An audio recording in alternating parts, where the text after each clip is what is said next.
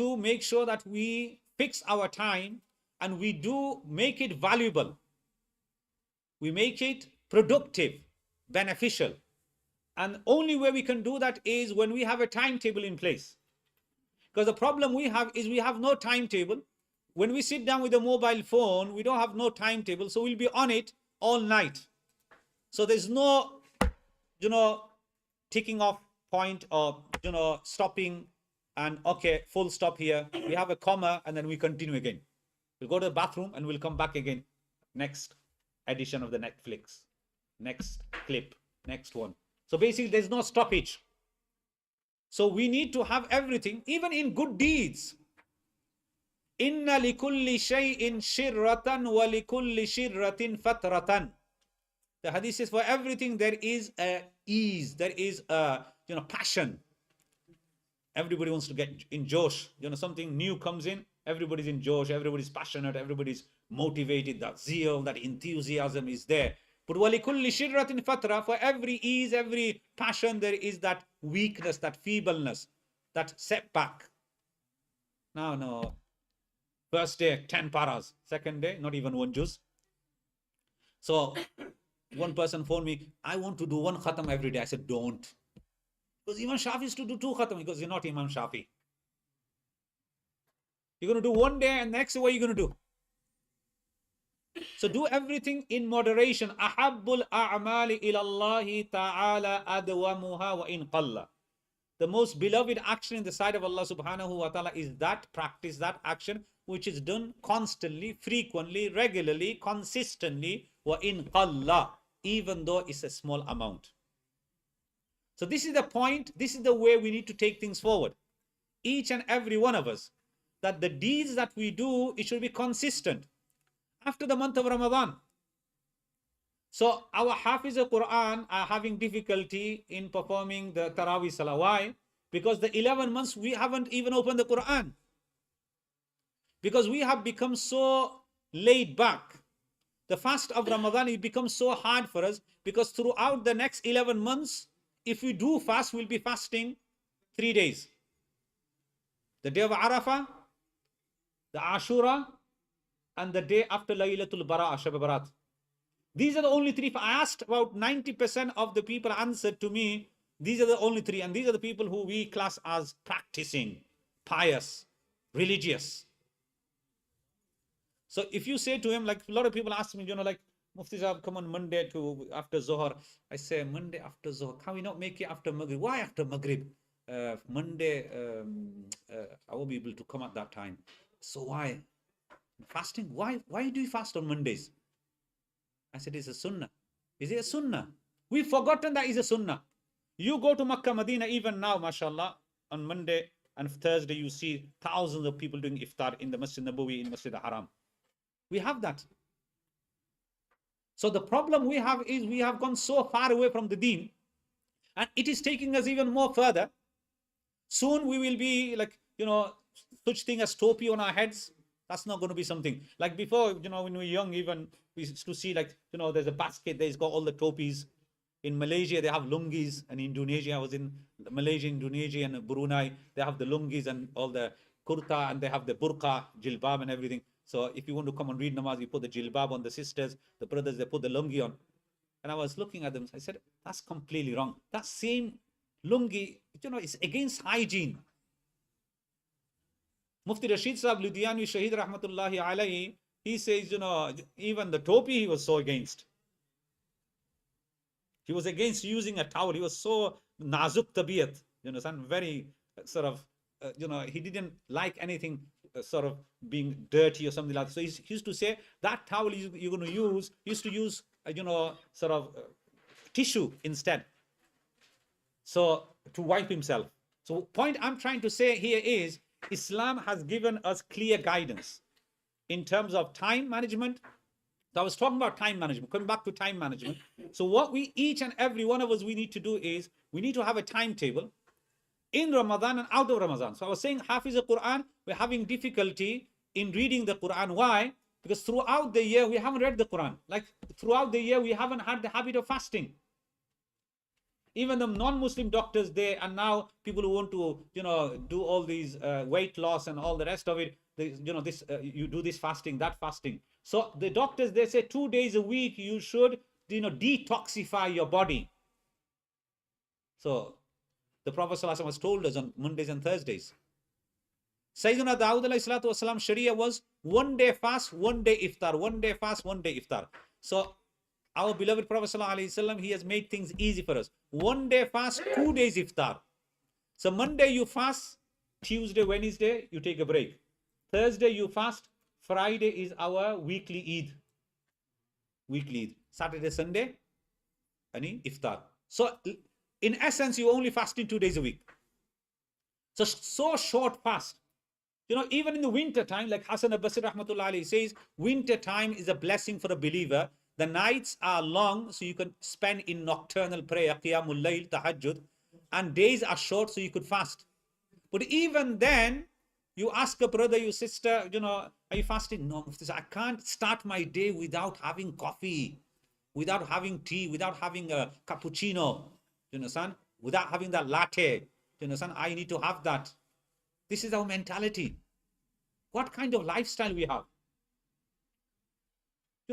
Really, when we travel, throughout the globe, we see, I was in Palestine and we saw the situation there, then you don't feel like, like the amount of money that we waste on fast food and, eating out, dessert parlors and chai wala, chai wai, cha-cha chai, this, that, and the amount of money wasting. La tus'alunna yawma idhin anin na'im. So second point, money management. So I spoke about time management. Time management, you can speak for hours and hours because our time management is so bad.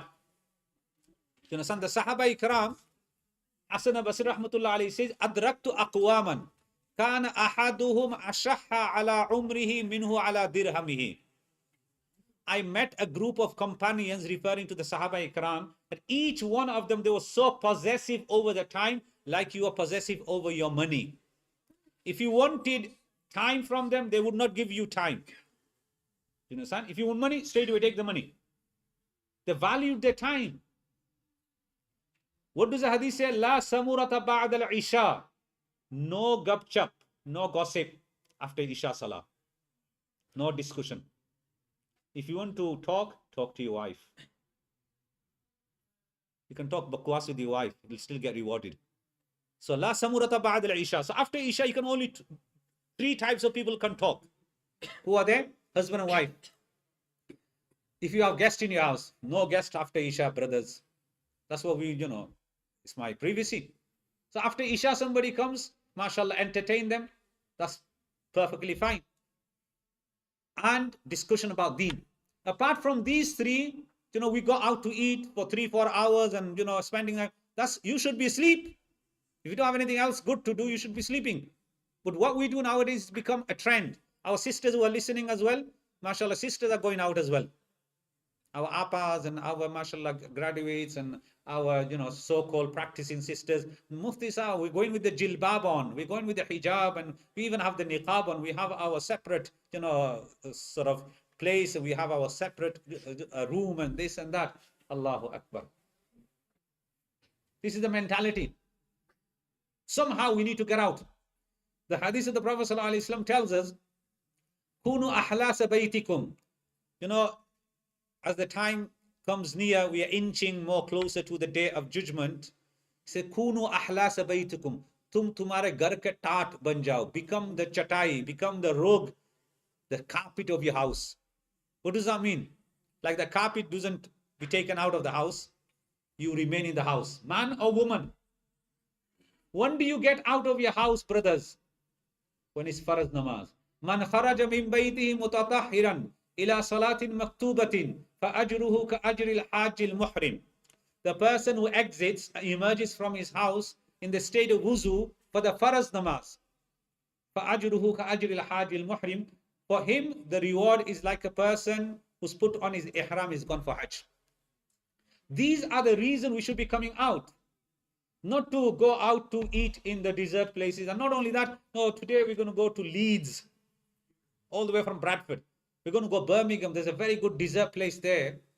We'll go to Wimslow, Road. We'll go to Manchester. That's our mentality. We can't come from, next street to JKN for listen to a bayan or something, or we can't go to Tawakkuliya Masjid or Iqra Masjid. We just live in the vicinity of 1 mile. We can't go to the masjid. You cannot read your salah at home if there is a masjid within a vicinity, within a distance of 1 mile, radius of 1 mile. Do you know the hadith regarding the tayammum masla, that you can't do tayammum if there's water available within 1 mile? The same ruling the fuqaha have said, you cannot read salah at home if there is a masjid within a radius of 1 mile. And in Bradford, it's a city of masjids. There's a masjid on every corner. So we can't just be reading at home. So this is the reason we should be coming out for. We don't come out for, we come out for everything else except for namaz. So in terms of talking about time management, so we need to really make sure that our time management is strong, is productive. And when we are doing anything, we always look at the time. We have a fixed time. The salah time is fixed. Our sleeping time is fixed. Our eating time is fixed. This is the way you can only achieve something. Like if you don't have fixed time, when we studied in Darul Umbari, I could remember when we were at Darul Umbari. So in my 3rd year, I really wanted to make sure that I come first in my class. And so what I did was, I said, I'm not going to fast on Mondays and Thursdays. I'm going to fast throughout the week, throughout the year. So in that way, I don't need to eat too much. If I eat too much, I have to use the bathroom too much. And then, so I had to count myself and make sure that I do that. So my colleague, I told him, okay, we used to share the plate. So I used to say 12:15 is the dinner time. So you go with the plate and you eat from your side, leave the food on my side. I will go at 12:25 and I will eat. So I used to be the last one in, the first one out. So my eating time was 5 minutes and my tea time was 2 minutes. So I made sure that so I could do my 1 manzil of the Quran daily, study all the kitabs. So you had to put that effort in. You understand? So our Qari Sahib, very famous for his, mashallah, strong personality, so he used to always say, what are you doing? You come late after your room. I said, I'm just having my iftar. Kab se tu Sufi bana? So he used to always tell me off. I used to say, I'm trying to fast. So basically the point here is, when we have a timetable fixed, then we can actually do a lot of things. And if we don't have a timetable, we are heading for destruction. We are heading for destruction. So now, like for example, we have our iftar. After the iftar, we'll read our namaz. How many of us we read awwabin? Awwabin, subhanallah, 12 years of ibadat written for that person. And those who have qaza namaz, we need to get up to date with our salah. We think we've done so much. Many of us, this is fasting, that was enough for us. You're expecting us to read 1 juz of the Holy Quran extra? Leave that for the ulamas. We can't do that. That's too much for us. Charity? No. Son? Like one brother, in Tawakkuli Masjid used to be giving, he said, every day Mufti Sahib, charity. Daytime, Zohar ke baad bhi, Isha ke baad bhi, how much are you going to give? So I looked at him, he had coins in his pockets. So he changed a 10-pound note into 20 pence and 10 pence. And he used to drop 10 pence and 20 pence. And he was getting fed up. He was getting fed up just by giving 20 pence and 10 pence. This is our mentality. When it comes to matters of deen, we are so far away. So each and every one of us, what we need to realize is, Allah subhanahu wa ta'ala has given us a very beautiful religion, a very practical, pragmatic, user-friendly religion in every aspect of our deen. Like mashallah, all of our brothers have come here for the akika of our granddaughter, the daughter of Maulana Muhammad Naeem al-Islam. Jazakallahu khair, ahsan al-jaza, for all of us, all of you coming. Mashallah, you've taken your precious time. Many of you have come from different towns, from Birmingham, from Leeds, from Oldham, from Rochdale, from all the different parts of Bradford. I like to thank you deeply from my heart for attending, alhamdulillah. And as I say, that mashallah, Islam, it unites, and in every aspect there is a way of navigating, there's a way of celebrating. Islam is not a very kind of dry religion. We think, oh, we can't celebrate Valentine's. Mufti Sahib, why can't we do that? Why can't we do Easter Day? Why can't we do Christmas Day? Why can't we have bonfire? Why can't we have happy birthdays? All these, achieve, do something good and achieve something. Like there's Aqiqah, there's Eid al-Adha, there's Eid al-Fitr, there's you go for Umrah, there's so many different ways to become a Hafiz Quran. Sayyidina Umar radiallahu ta'ala anhu, he completed Surah al-Baqarah, he invited everybody, he sacrificed a camel and he fed everybody. So do something good. Every time I complete writing a book, I celebrate. Nobody, will, help me, so I celebrate myself alone. So I book myself for Umrah. So every time I finish a book, I go for Umrah. So I try to write as many books so I get more time to go for Umrah. So this is the way you celebrate. So I said to the students, if you finish a juz, you come every time you finish a juz of the Holy Quran and I will give you a present. You understand? See, achieve something in life. Happy birthday, what is that? You just lost 1 year of your life. It should be sad birthday to you. Because why? Because you lost 1 year of your life. Sayyidina Abdullah Masrudi says, if today is not better than yesterday, I'm at a loss. We lost 1 year, we should be crying. No, I want a birthday. Abu, go on, we want to go to Shimla, we want to go to Mumtaz, we're going to go to Anams and celebrate. The brother he came, Mufti Sahib, got 5 children, he's so disastrous. I said, what do you mean? 5 children, 5,000 pounds gone just on birthdays.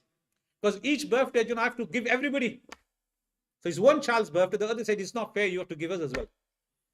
So it's dangerous. So if we follow Islam, is the easiest way. Save money in every aspect. And if you don't follow it, you'll be wasting money. So the point here is, alhamdulillah, we have the Aqiqah. So like our granddaughter Zainab Islam bint Maulana Muhammad Naim al-Islam Ibn Saif al-Islam, born on a Sunday. We're doing the Aqiqah on a Saturday. So we said, whoever can come, because this is the way. Make it simple. So like a lot of people, that person can't come. Like, my sisters from London, they can't come. Brother-in-laws, they can't come. Many of, my brother-in-laws from Oldham, they couldn't. I said, look, still we're going to do it. Why? Because this is Sunnah. We need to, put the emphasis on the Sunnah more than, inviting the people. Somebody can't come, unfortunately, okay, it's sad. But that doesn't mean we put the Sunnah aside. And this is the sad thing that we do. Abdul Rahman bin Auf radiallahu anhu, he gets married. The Prophet doesn't even know. He asks him, I see this yellowish color on your clothing. What is this? Oh, by the way, Ya Rasulullah, I got married. Because mashallah, very good. If he was one of us, closest friend, and he didn't invite me, what kind of friendship is this? That's it. Kati from today. Break relationship. This is the mentality. That shouldn't be the case. So we should, and 2 things we should celebrate happily. One is Qurbani, Eid al-Adha Qurbani. Many of us, we give our Qurbani back home. That's fine. Give it Afghanistan, whichever country, but have Qurbani done here, because Qurbani is the hospitality from Allah subhanahu wa ta'ala. That's the first. And second is Aqiqah, celebrate it within the family, because this is also happiness as well. So inshallah ta'ala, we will sit down and what system, we didn't talk about the money, the food management. So everybody, you take food, whatever you can eat. So we did this system. I was in Malaysia, they were saying that, they had written down, eat as much as you like, but if you waste, you have to give $10. Do you understand? So eat as much as you like. You can have seconds, thirds. We'll give you 15-20 minutes to eat. We're going to take time here, no problem. Do you understand? So eat, you understand? So everybody will line up and, take the food and mashallah, sit down. And then inshallah, we'll start the dua and the brothers can take the food, whatever you like. Take, because you know what to eat and how much to eat. We can't just put everything in your plate for you and waste of that food. The Prophet ﷺ told us to pick up even the morsel of food from the plate and eat it. Don't leave it. Lick the fingers so the food is not left on the hands. So this is how important it is not to waste food. Let us try to implement that in our lives as well. Jazakallah khair once again for coming. So if everybody can just line up then, take the food, and then you can sit down and we'll start the dua on the dastarkhan inshallah.